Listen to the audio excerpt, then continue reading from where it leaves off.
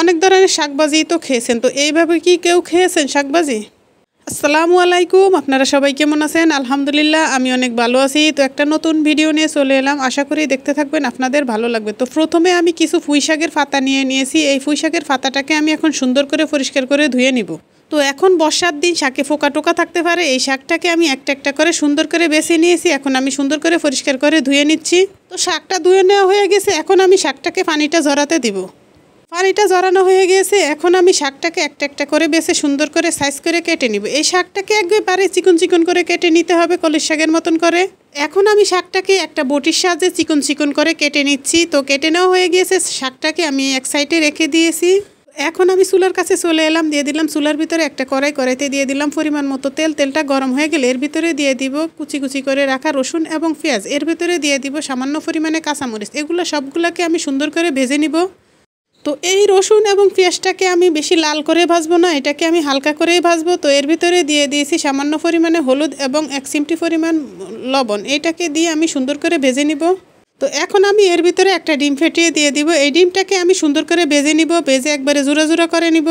এই ডিমটা ভালো করে না ভাজলে ডিমটার থেকে গন্ধ আসতে পারে, খেতে বেশি ভালো লাগবে না। ডিমটাকে ভালো করে ভেজে নিতে হবে। তো ডিমটা ভেজে নেওয়া হয়ে গেলে আমি এর ভিতরে দিয়ে দিব কুচি কুচি করে রাখা পুঁই শাকগুলা। তো পুঁই শাকগুলা দিয়ে দিব, দিয়ে আমি এটাকে সুন্দর করে লাড়িয়ে দিব। এটাকে ঢেকে দেওয়া যাবে না, ঢেকে দিলে শাকের কালারটা নষ্ট হয়ে যাবে, খেতে ভালো লাগবে না। তো আমি আপনাদের সবার উদ্দেশ্যে একটা কথা বলতে চাই, শাক ভাজি করা বা রান্না করার সময় শাকটা দেওয়ার সাথে সাথে একটা ঢাকনা দিয়ে আমরা সাধারণত ঢেকে দেই। তো শাকটা ঢাকনাটা দিয়ে ঢেকে না দিলেই ভালো, শাকের কালারটা সুন্দর থাকে। যতক্ষণ পর্যন্ত শাকটা ঢেকে না রান্না করা যায়, ঢেকে রান্না করলে শাকের কালারটা একবারে ডিসকালার হয়ে যায়। আর এইভাবে যদি রান্না করা যায় শাকটা খেতে অনেক ভালো লাগে। তো এই শাকের সঙ্গে কোনো পানি দেওয়া যাবে না, শাকটার থেকে নিজে থেকেই পানি বের হয়ে আসবে।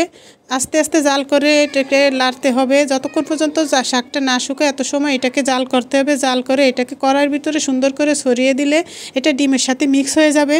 তো এইভাবে শাক রান্না করলে আপনারা কে কে পছন্দ করেন অবশ্যই আমাকে কমেন্টস করে বলবেন। তো আমার বাসায় এভাবে শাক রান্না করলে সকলেই পছন্দ করে, আর আমি তো খেতে অনেক পছন্দ করি। এভাবে শাক রান্না করলে আমার কাছে অনেক ভালো লাগে, পেট ভরে ভাত খাওয়া যায়। আর যে বাচ্চারা শাক না খায়, এভাবে শাক রান্না করে দিলে বাচ্চারাও খেয়ে নিবে। আর এই শাকটার সঙ্গে হালকা পরিমাণে ঝাল দিছি, সবাই খেতে পারবে। এখন বর্ষার দিন, চারিদিকে যেভাবে পানি উঠছে, সবাই সবার জন্য দোয়া করবেন। আর কুমিল্লা, সাধারণত নোয়াখালী সব জায়গায় তো ডুবে গেছে, সবার জন্য সবাই দোয়া করবেন, সবাই যেন ভালো থাকে। তো এখন এই পানির সঙ্গে সাপ টাপ অনেক কিছু আসতে পারে, সবাই সাবধানে থাকবেন। আর বাচ্চাদেরকেও সাবধানে রাখবেন, আপনারাও সাবধানে থাকবেন। শাকটা রান্না হয়ে গিয়েছে, আশা করি আজকের ভিডিওটা আপনাদের সকলেরই ভালো লেগেছে। ভিডিওটা ভালো লাগলে প্লিজ লাইক করবেন, কমেন্ট করবেন, বন্ধুদের মাঝে শেয়ার করবেন। আমার চ্যানেলটাকে সাবস্ক্রাইব করে বেল আইকনটা অন করে দিবেন। আপনাদের সকলকে অসংখ্য ধন্যবাদ।